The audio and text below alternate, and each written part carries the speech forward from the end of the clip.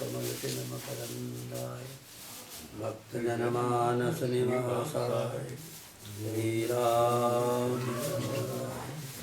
श्रीराम जय राम जय जय श्रीराम जय राम जय जय श्रीराम जय राम।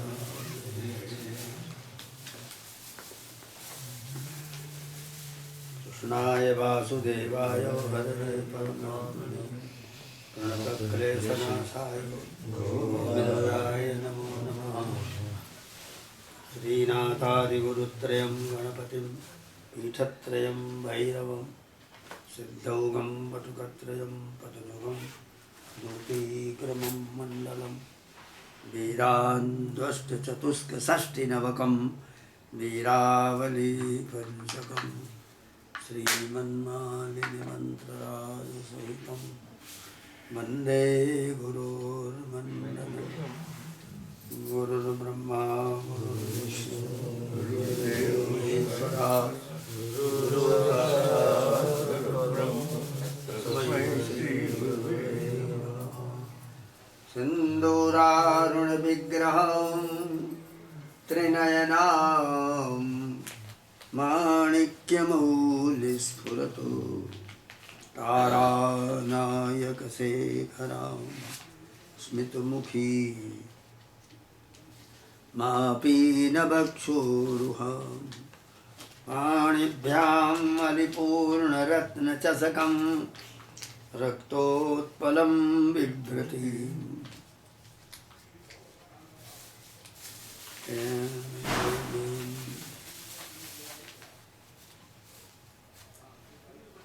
सौम्यां रत्नघटस्थरक्तचरणां ध्यायेत् परामम्बिकाम्।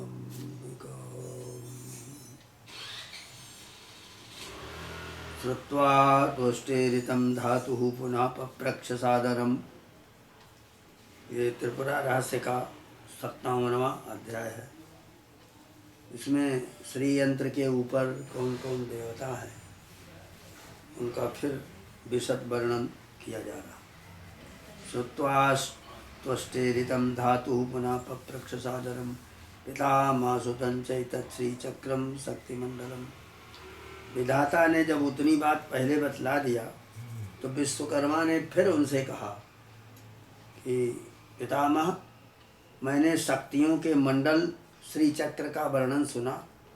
अब शक्तियों के नाम और संपत्ति और हेतु ये आप हमारे जैसे जिज्ञासु को बतावें। और ये 8 दल वाला जो है और बीच में त्रिकोण है, शक्ति से विशिष्ट स्थान क्यों है?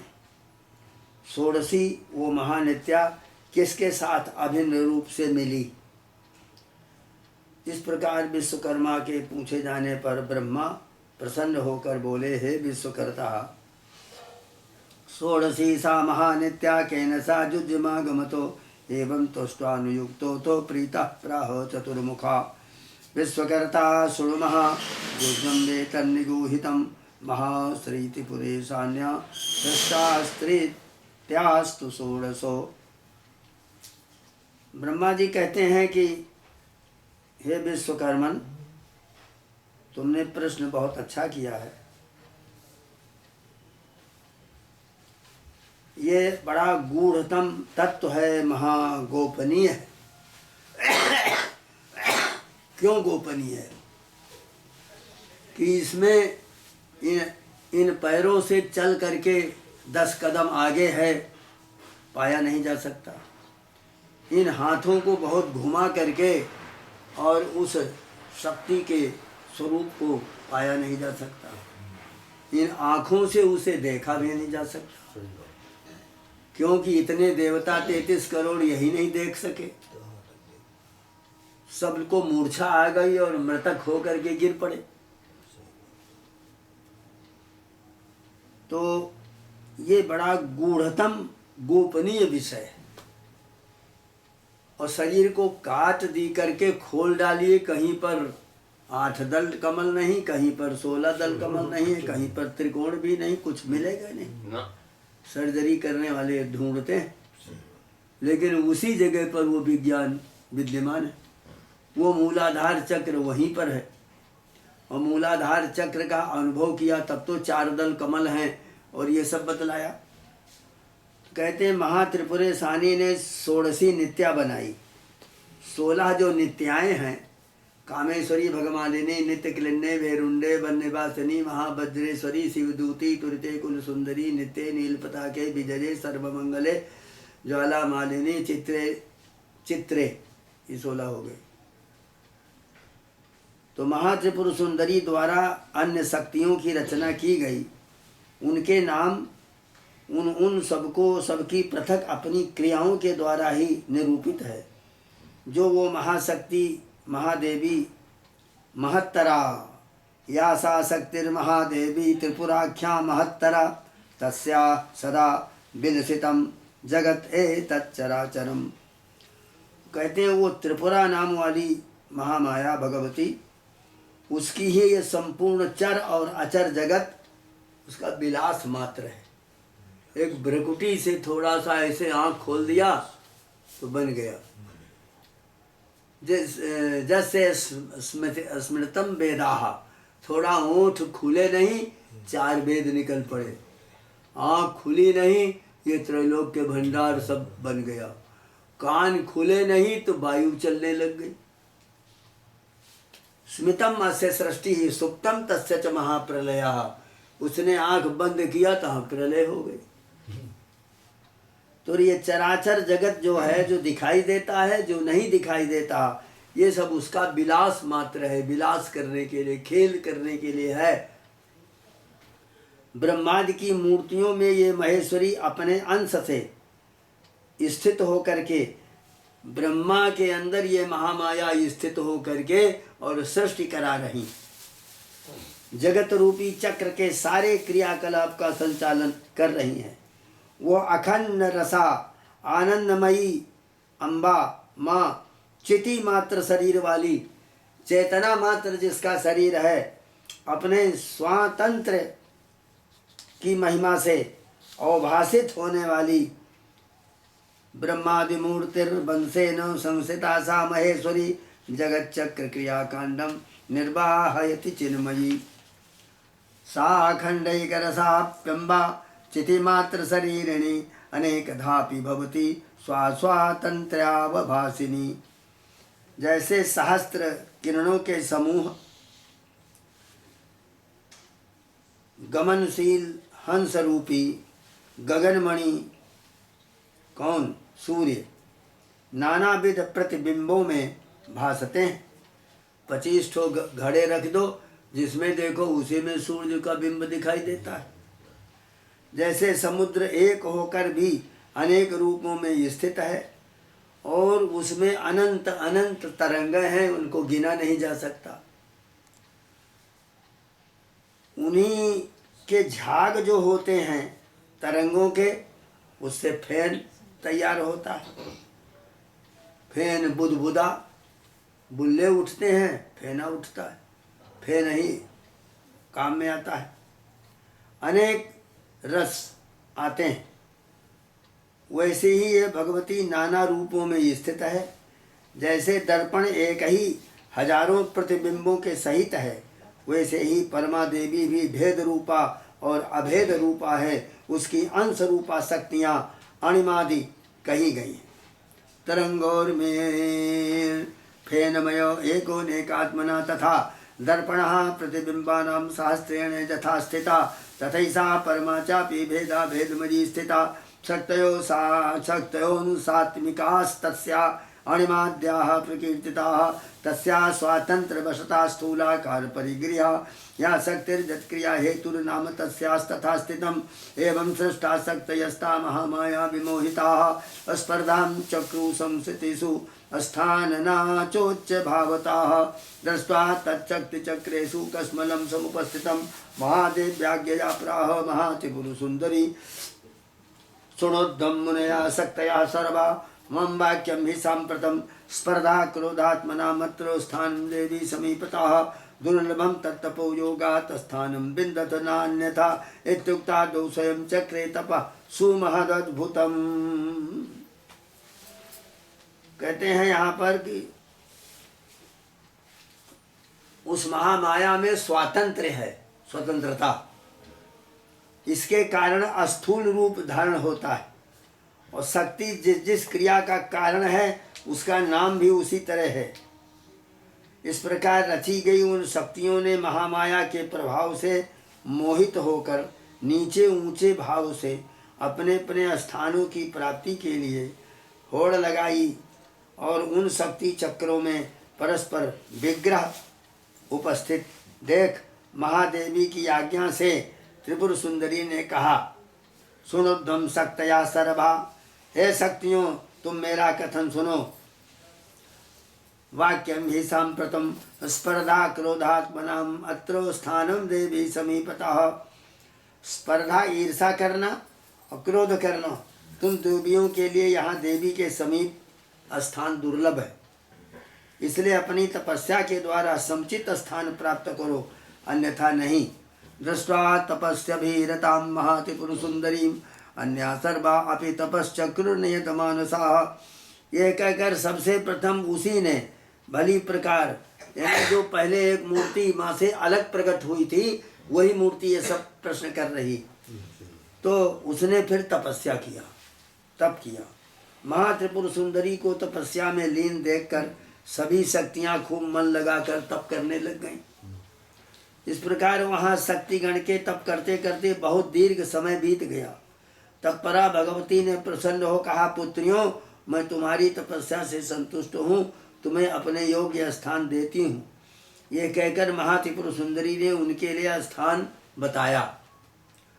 वत्सास्तुष्टास्मि तपसा स्थानम योग्यम दिशामि वा इत्युक्ता स्थानम दिशन् महात्रिपुर सुंदरी या तस्यै सर्वचक्राणाम् ईश्वरी त्वं ददौ परा अथ नित्यात्मशक्तीनां स्थिरस्त भूमौ निवेशनम।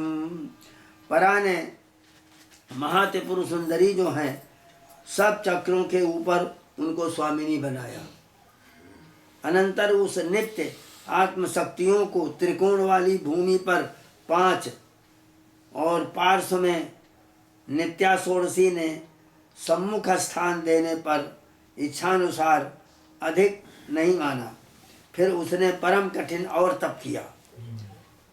तो इसी प्रकार कामेश्वरी और वैसे ही भगमालिनी ने भी अपने अपने स्थान को उपयुक्त न मान करके फिर तपस्या किया।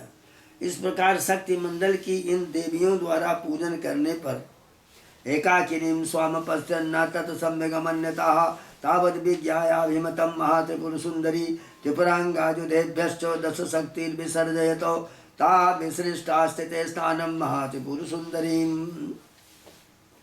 तो महात्रिपुर सुंदरी ने फिर 10 शक्तियों को प्रकट किया और छूटते ही महात्रिपुर सुंदरी से अपने रहने का स्थान पूछा। देवी ने कहा, तुम सब तपस्या द्वारा अपना अपना स्थान खोजो कि हम कहाँ रहें। पप्रच्छु प्राहता देवी तपसा स्थानमीक्षतो इत्युक्ता तप एवोच्चै चक्रु प्राग शक्तिभिः सह। फिर देवी ने चारों ओर अपने को अकेली मानकर देखने से 4 शक्तियां पैदा हुई। पुनर्देवी स्वपरितो मत्वै कामम् अलोकयतो अवलोकनतो जाताः शक्तयो वेद संख्यकाः कांचना वा पद्मधरा शुभ्रवस्त्रस्य भूषणा दृष्टा शक्तिगणं सर्वं तपस्य विरतं सदा। वो चारों शक्तियां सोने के समान आभा वाली थीं, शुभ्र वस्त्र थे, आभूषण से सजी हुई थीं। तो ब्रह्मा जी कह रहे हैं, हे विश्वकर्मा, मनो ददुस्तपस्ते सस्तुष्टस्ता अपि संजजु भूयो ददर्श परितो जातम शक्ति चतुष्टयम् पुनः सृष्टास्तथान्याश्च पाशपुस्तक मालिका दधानांकुशंचापि रक्तवर्ण विभूषणाः। सब शक्ति समूह को तपस्या करते देखकर वे चारों भी तपस्या करने चली गई। परा ने चारों ओर फिर देखा तो 4 शक्तियां फिर आविर्भूत हो गईं। वे पास, अभय, बर और मुद्रा और अंकुश धारण किए हुए थी। रक्त वर्ण के अंगों वाली आभूषण धारण किए हुए 3 नेत्र धारण करने वाली थी। अपने से पहले आविर्भूत शक्तियों को तपस्या में लगी देखकर वे भी तपस्या करने लग गई। सृष्टा पुनश्च तावत्यो रक्ताकार विभूषणा तपस्से व्रतास्ताश्चो दृष्ट्वा शक्ति पुरस्थिताः अथ दृष्ट्वा तपा प्रौढ़ं प्राहतां त्रिपुरेश्वरी नित्यां षोडशिकां वत्से परं ब्रूय विमाञ्छितं सा युज्यमेव सा बभ्रे सर्वां मत्वान्तिकां स्थितिं प्राप्ता च परया तत्र सा युज्यं षोडशी परा। फिर अन्य शक्तियों की रचना हुई। तो परा ने पास, पुस्तक, माला, अंकुश धारण करने वाली रक्त वर्ण के आभूषणों से सजी हुई अंबिका ने स्फटिक की कांति वाली उतनी ही शक्तियों को फिर बनाया। पास अभय बर मुद्रा धारण करने वाली और तप में उनको लगा दिया, वे सब तप करने लग गई। फिर उतनी ही रक्त वर्ण की आकृति वाली विभूषण धारणी थी, उन्होंने भी अपने सामने शक्तियों को तपस्या करते देख तप में वो भी लग गईं। सबकी सब पूर्ण प्रौढ़ता को प्राप्त हुई तपस्या को देख त्रिपुरेश्वरी ने उस नित्या षोडशिका से कहा, हे बत्से, तू अपना अभीष्ट वर मांग। उसने अन्य सब स्थिति को बहुत अल्प समझ करके परा षोडशी ने पराम्बा भगवती के साथ साजुज्य प्राप्त कर लिया। वो पराशक्ति जो थी उसके साथ उसने तपस्या करते करते मिल गई उसमें। या जाता स्वांगतो देव्याश्च तस्रा पंचधा चता स्वयं तु पंचमी भूत्वा तासाम तुष्टा समास्थिता। देवी के अपने अंग से 4 शक्तियां हुई, वे 5 प्रकार की उदित शक्तियां बनी, उनमें स्वयं 5वीं बन करके संतुष्ट हो विराजमान सब आस्थित हो गई। 5-5 के क्रम से श्रेणीबद्धता से 5 नामों द्वारा पृथक पृथक उनकी संज्ञा हुई। आदि शक्तियों में प्रथम रत्नेश्वरी, उसके बाद कामधेनु, फिर कल्पलतेशी, फिर कामेश्वरी और अंत वाली शक्ति लक्ष्मीश्वरी। तो इनका नाम दिया गया। शक्ति वृंद के आसन पर उन्हें स्थापित किया। लक्ष्मी समाख्याता शक्ति तुष्टर जानी हिता पृथको पंचविंशति सहस्रम संख्यास्तास्तु पृथक पृथको। इनकी सबकी 25,000 संख्या हुई। हे विश्वकर्मन, उन्हें पृथक पृथक समझो। 25,000 संख्या में पृथक पृथक अपने गणनाथ की सेवा में पारायण वे प्रत्येक के साथ 1,000 संख्या में रहीं। और मूल देवी की शक्तियाँ 5,000 थीं। आद्या सिद्ध लक्ष्मी तत्र आद्या राजमातंगिनी परा तृतीया भुवनेशानी तुर्जा बाराही कीमता रत्नेश्वर इवा प्रोक्ता तथा कामदुगा सुनु सुधा पीठेश्वरी चाद्या सुधा सुश्रे तथा परा। आद्या आदि जो है सिद्ध लक्ष्मी, अपरा राजमातंगिनी, तीसरी भुवनेशी, चतुर्थी बाराही, ये रत्नेश्वरी नाम इनके हैं। फिर कामदुघा शक्ति हुई, वो हैं सुधा पीठेश्वरी, सुधा प्रसु, और तृतीया अमृतेशानी और चौथी अन्नपूर्णा। इसके बाद फिर कल्पलता शक्ति आ गई, उनमें 5, वो भी 5 हैं।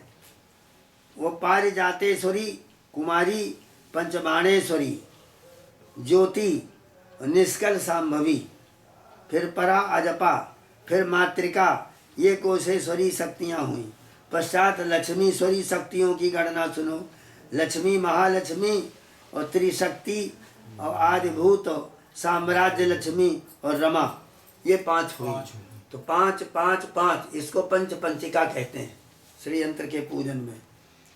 आग्नेयादिषु कोणेषु तपसस्तु प्रकर्षता मातिंगिन्याश्च पाराद्या ददा वतुल संपदम मंत्रणी त्वं सर्वलोक कार्य मंत्रण हेतुताम भाराद्या दंडनी त्वंच दुष्ट दंडने हतुताम ततः कालांतरे हेम हरिन् मणिशुभप्रयोः मध्यम स्थानं ददौ देवी प्रसन्ना परिसेवनातो एवं तपो विशेषेण तुष्टा स्थानं पुनर्ददु कामेश्वरी च वज्रेशी भगमालिनिका च या। इस प्रकार से 5 देवियों की तपस्या से संतुष्ट होकर भगवती ने बिंदु चक्र के ऊपर समीप का स्थान उनको दिया कि यह बिंदु जो है उसी के समीप में तुम रहो। एवं तपो विशेषेण तुष्टा स्थानम पुनर्ददौ कामेश्वरी च वज्रेशी भगमालिनिका च या। तो इसके बाद में कामेश्वरी वज्रेश्वरी, भगमालिनी, समया देवी का पद दिया गया। फिर आगे पीठ के बाईं तरफ, दक्षिण तरफ इनको बैठने के लिए कहा। जो देवी रहस्यतर नाम वाली उद्भावित की गई, वो चहार दीवारी के भीतर थी और अंदर की भूमि में अधिपत्य उन्हीं का था। और वज्र नदी के तीर पर अपने निवास लोक को प्राप्त किया। उसमें वज्रा जो है वो नदी है बीच में, उस नदी के किनारे किनारे उनको रहने के लिए स्थान दिया गया। और फिर वज्र रत्नेश्वरी का पद उनको मिला, उनका नाम हुआ वज्रेश्वरी। आधिपत्यम वज्र नदी तीरे मंदिर संस्थितम वज्र रत्नेश्वरी तुंचो तेन वज्रेश्वरी मता पुनः त्रिकोण कोणेषु स्थानं कौमेश्वरी मुखा प्रापुस्तपस्याधिक्या तथा कामेश्वरी पुनः। फिर त्रिकोण के कोने में कामेश्वरी, और कामेश्वरी ने 8 कोने वाले स्थान में तपस्या के बल से दूसरा स्थान पाया। फिर अन्य शक्तियों को भी महात्रिपुर सुंदरी द्वारा स्थान दिया गया। उन्होंने स्थानों पर उन्हें विराजमान किया। देवी वृंद को 9 चक्रों में विभाग करके विशेष स्थान देकर स्वयं उनकी अधिष्ठात्री बनकर 9 रूप में हो गई। वो त्रिपुरा, त्रिपुरेशी, त्रिपुर सुंदरी, त्रिपुर वासिनी, त्रिपुराश्री, त्रिपुर मालिनी, त्रिपुरा सिद्धा, त्रिपुरांबिका और महात्रिपुर सुंदरी, ये 9 शक्तियाँ उसमें आई श्रीयंत्र के मध्य में।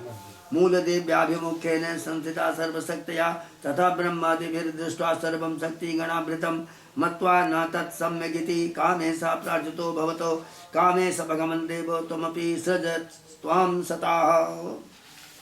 फिर इसके आगे क्या होता है, ब्रह्मा ने श्री चक्र की शक्तियों को आवृत देखकर फिर जो भगवान कामेश्वर बिंदु में बैठे थे उनसे प्रार्थना किया कि भगवान आप भी कुछ करिए।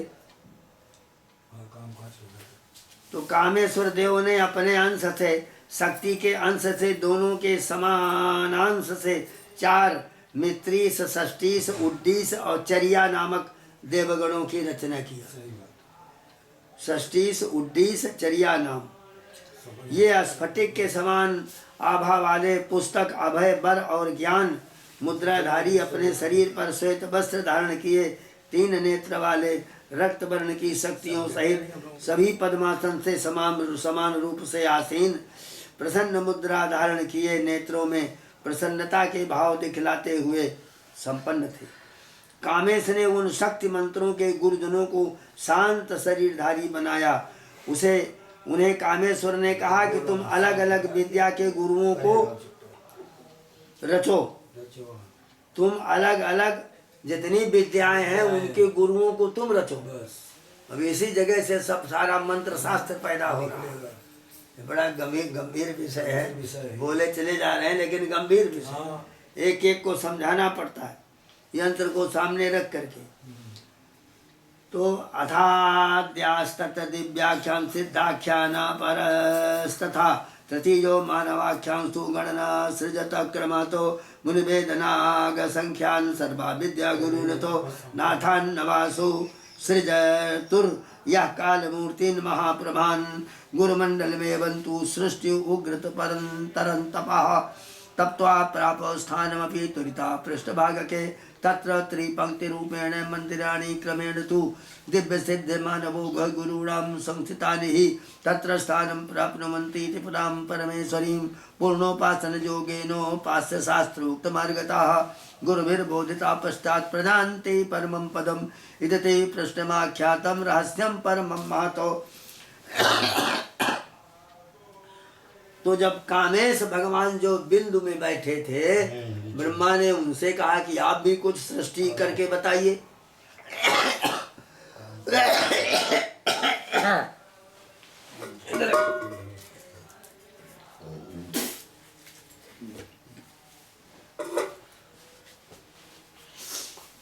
तो उन्होंने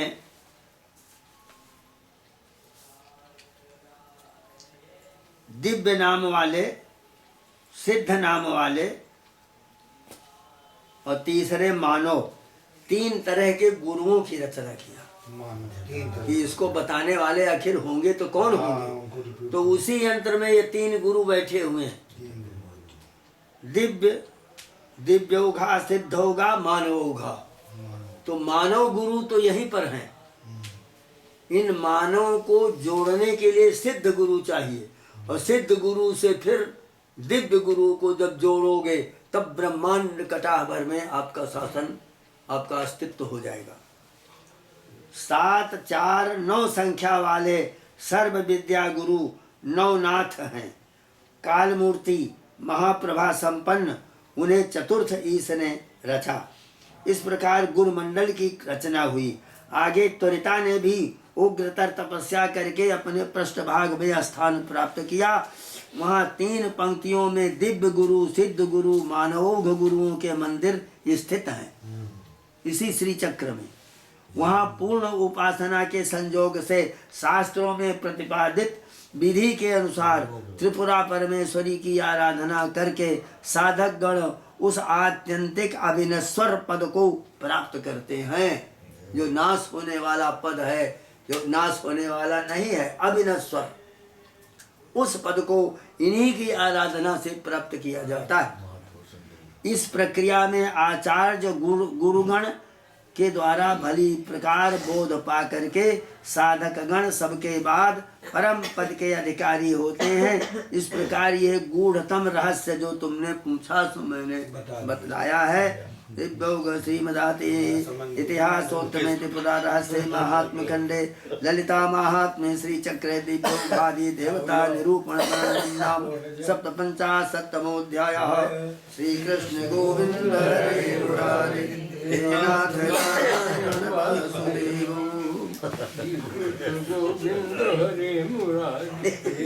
ये बहुत कठिन विषय एक काम किए, बहुत मतलब ये जाते हैं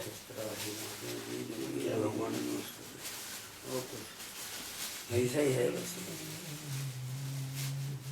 उनका जो है मतलब है उनकी जो उनकी कुंडली जग गई होती तो यहाँ दिखाई देते आपको। जी जी। तो फिर तो हमने क्या कहा कि उनका प्रयोग नहीं, उसमें अगर अपनी किस बात में आगे की चीज वो कुछ नहीं चलेगा इसके आगे। जो तो उनकी खुद की जग गई होती तो इस तरह शिविर लगाते हुए घूमते हो। जब वो ये करा रहे थे तो हमें तो बस वही मूलाधारे वही मन में आता रहा, वही चलता रहा। आज आपको यदि ये कुंडलनी जिसकी जग गई तो इस तरह ले ये नगर नगर घूमते फिरता है क्या? पंडाल लगाओ और मंत्र देते रहो अनधिकारियों को। अधिकारी कौन है इसका? बस इसी जगह सब फेल हो जाता है। समाज खेल है। हाँ, यहाँ का लक्ष्य दूसरा है। वहाँ का लक्ष्य है व्यापार और धन, बस साधना नहीं है। नहीं, वो पूरी तरीके से उसको आगे ले ही नहीं जा, उनको पूरी चाहो आधी कहो वो ले ही नहीं जा सकते। उनके मन की कल्पना है और उसमें शास्त्र का कोई संबंध, शास्त्र का कोई संबंध नहीं है। बस ये अपने आज के समय लोग नए नए प्रयोग करते घूम रहे हैं। अभी कुछ नहीं करते घूम रहे, व्यापार।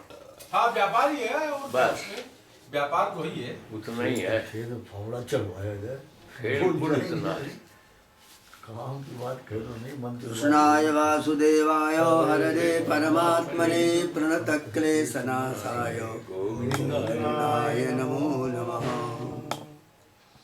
श्रीनाथादिगुरुत्रयं गणपतिं पीठत्रयं भैरवं सिद्धौघं पटुकत्रयं पदजुगं दूतीक्रमं मण्डलं वीरान्द्वष्ट चतुष्कषष्ठिनवकं वीरावली पञ्चकं श्रीमन्मालिनी मन्त्रराजसहितं वन्दे गुरोर्मण्डलम्। एक श्लोक में सब बतला दिया गया। श्रीनाथादि गुरुत्रयम, पहले सबसे 3 गुरुओं की बात बताई, वही कल परसों की कथा में था।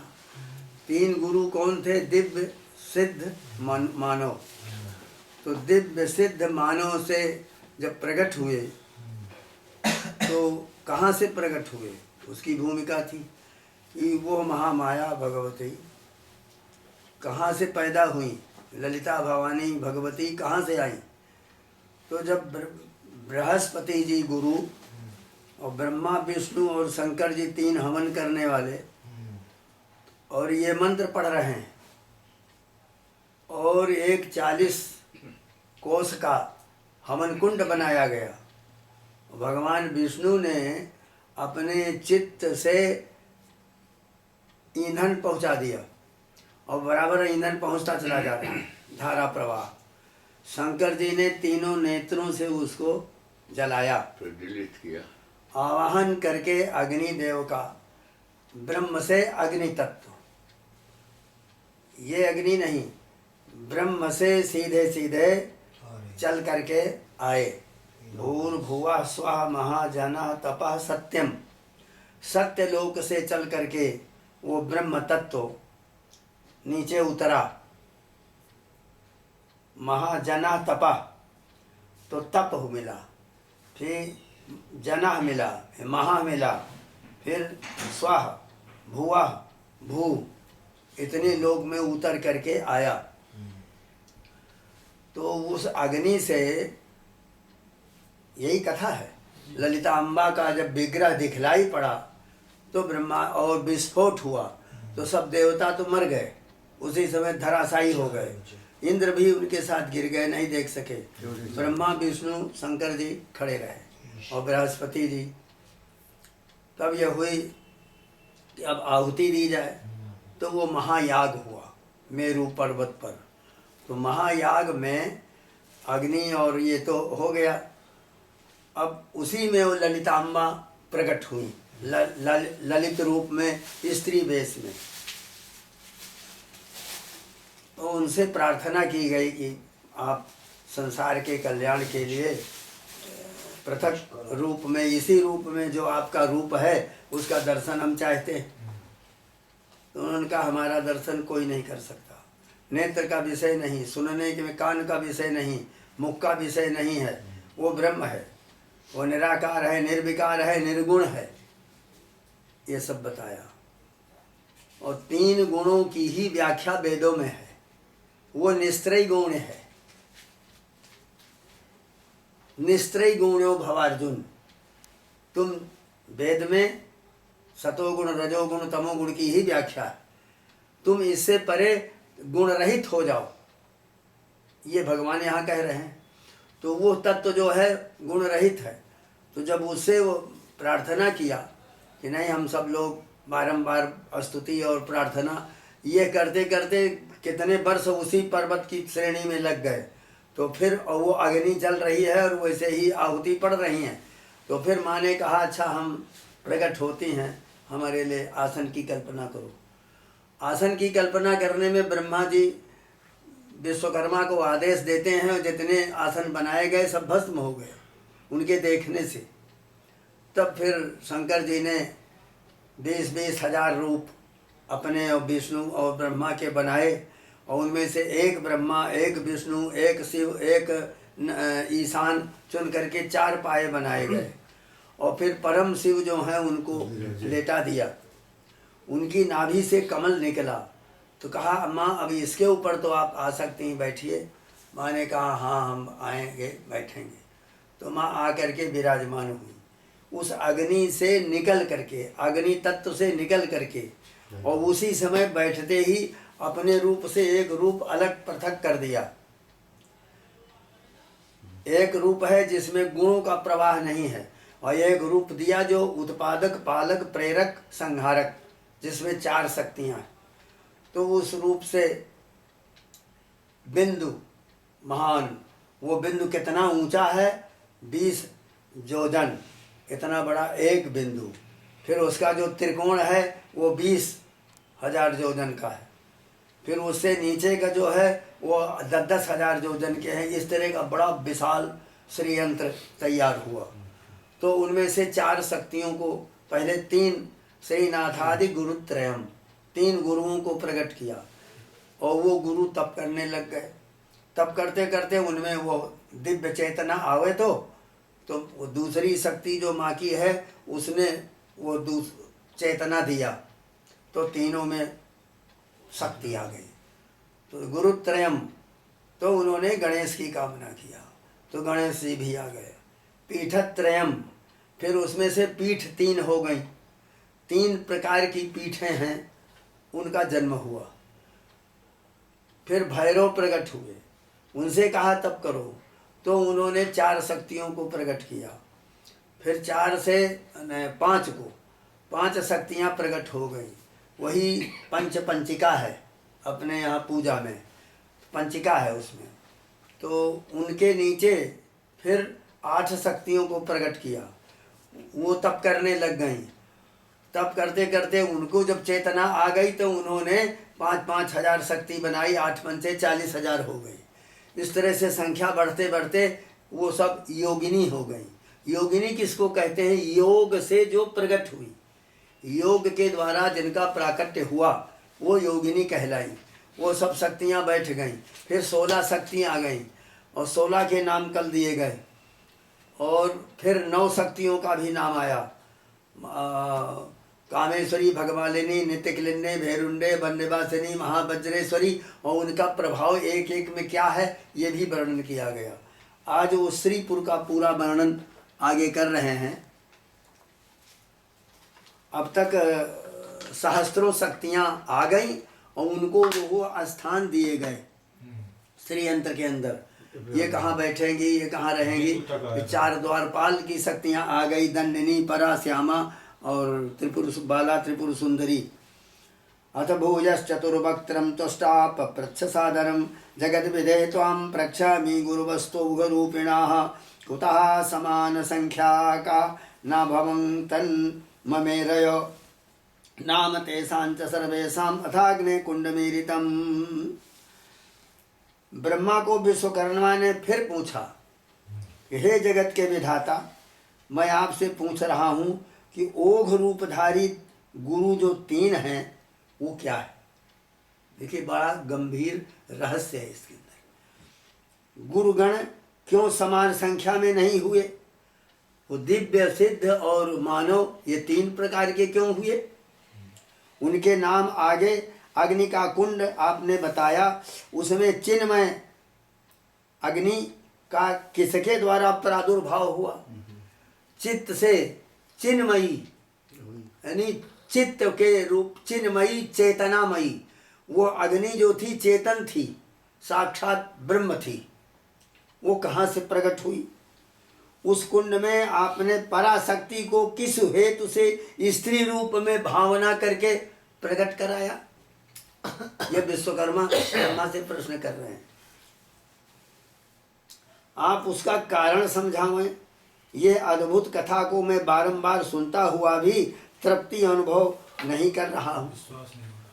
ये सत्य है कि कौन व्यक्ति अपनी आत्ममूर्ति पराशक्ति के कथा रूपी अमृतपान से अघा रहा हो? कोई नहीं अघाता। केवल वही पुरुष जो दैव का मारा जड़ बुद्धि के समान ठूंठ है, उसे छोड़कर कोई भी इस दिव्य गुण संपन्ना भगवती के महती कथा रूपी अमृतपान से तृप्त नहीं हो सकता। कितना सुस्पष्ट यहाँ आया। विचिंतिता पराशक्तिर्बधै तत्कारणं विभो नात्र श्याम्यद्भुत कथां संशृण्वन् विभूरिशाः को नु तृप्येत् पराशक्ते स्वात्ममूर्ते कथामृतं पिबन्नपि चिरं दैवो हतं स्थाणु मृते कुचितो तन्मे प्रब्रूहि भगवन् श्रोतव्यं यद्मे भवेतो श्रुत्वा विश्वकृतोक्तं तत् प्रसन्नः प्रपितामहः। इस प्रश्न से ब्रह्मा जी बड़े प्रसन्न हुए कि वत्स तुमने बड़ा अच्छा प्रश्न किया है। लोक के साधक जो आएंगे इसको सुनेंगे तो उनका परम कल्याण होगा। समाहिता सुनु कथां त्वष्टश्चित्रां पुरातनीं पार्वतीं सर्वतो गुप्तां प्रसन्नः प्रब्रुवे तवो। और एक बात बहुत बढ़िया मिलती यहाँ, कहते हैं कि प्रभु हमसे गलती हो गई जो हमने प्रश्न किया है। यदि हम सुनने के अधिकारी हों तो आप कहिएगा, नहीं तो नहीं कहिएगा।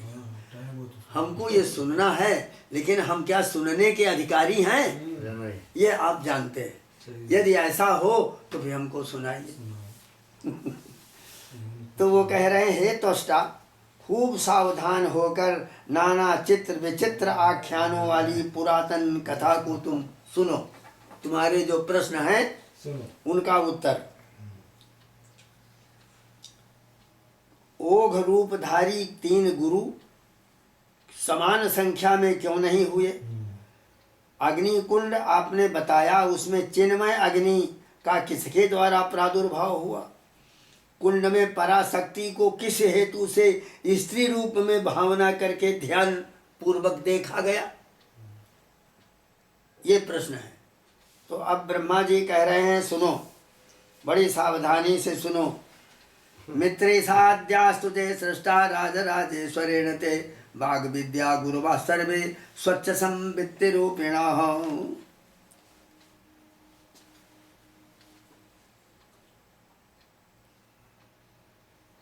कहते हैं शंकर जी ने इस कथा को पार्वती को गुप्त छिपा करके और कहना शुरू किया था। उनके सामने ये कथा नहीं तो उनकी, वो तो महामाया ही है, साक्षात वही तो है सब।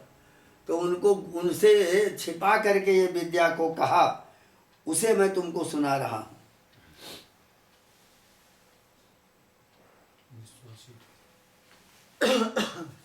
कहते 3 प्रकार के गुरु जो बतलाए गए, मित्रीश और राजराजेश्वर और कामेश्वर, ये स्वच्छ स्फटिक के समान स्वरूप वाले ये विद्या के गुरु हैं।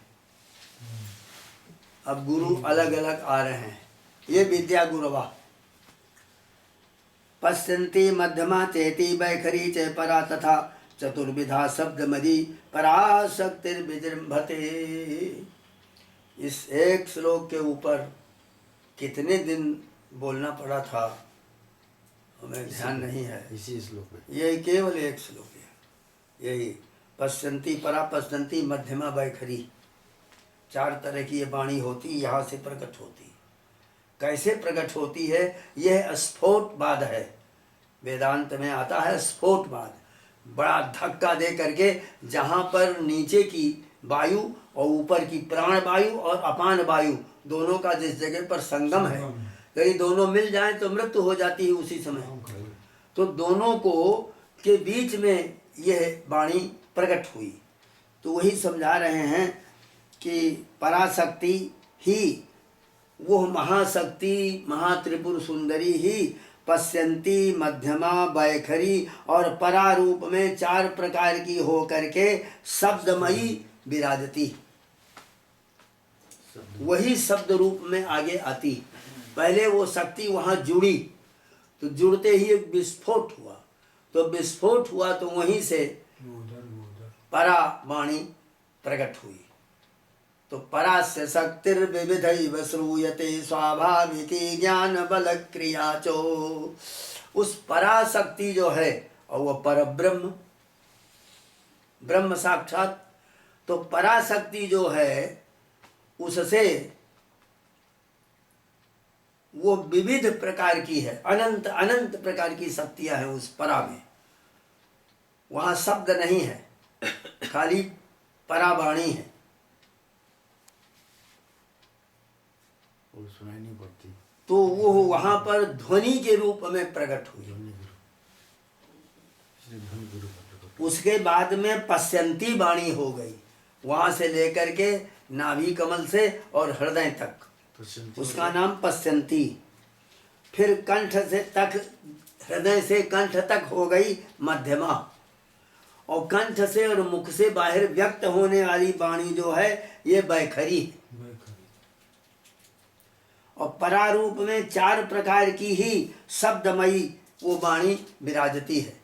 एक में केवल विस्फोट है, दूसरे में केवल ध्वनि है, तीसरे में चेतना है और शब्द हैं, और चौथी में वाणी में विद्या बाहर प्रकट होती है। तो 4 प्रकार की ये वाणी। उस क्रम को मैं तुम्हें बतलाऊंगा जो भली प्रकार गोपित है, गूढ़ है, रहस्यमय है। त्रिपुरा नाम की जो शक्ति है वह स्वच्छ संवेदनामयी है। वहाँ न वाणी है, न नेत्र है, न इंद्रियां हैं, न मन है, ये कोई भी वहाँ नहीं पहुँच पाते। न तत्र वाग गच्छति, वेद में कहा गया, न तत्र वातु गच्छति न मनो न विद्मो न बीजानीमो। हम जानते हैं ये भावना भी वहाँ नहीं जा सकती। आँख से देख रहे हैं, देख भी नहीं सकते, ऐसी चीज है वो। न तत्र भाग इंद्रियाणि मनोवाप्यस्ति सर्वथा सर्वास्ति सारभूतात्म रूपिणी परमेश्वरी। न धर्मो धर्मवान् वापि सर्वधर्मो विवर्जनात् सर्वाश्रय चिति स्वच्छा केवला भागगोचरा।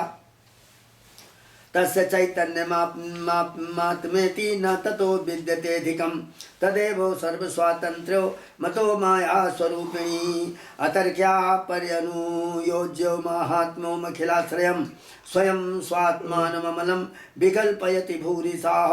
लीलयैव सर्वजगज्जालमेषु समीरितः विकल्प एव सर्वात् शब्दात्मा स्थूलमध्ये विभेदतः सूक्ष्मकारणभेदाभ्यां चतुर्विधमिति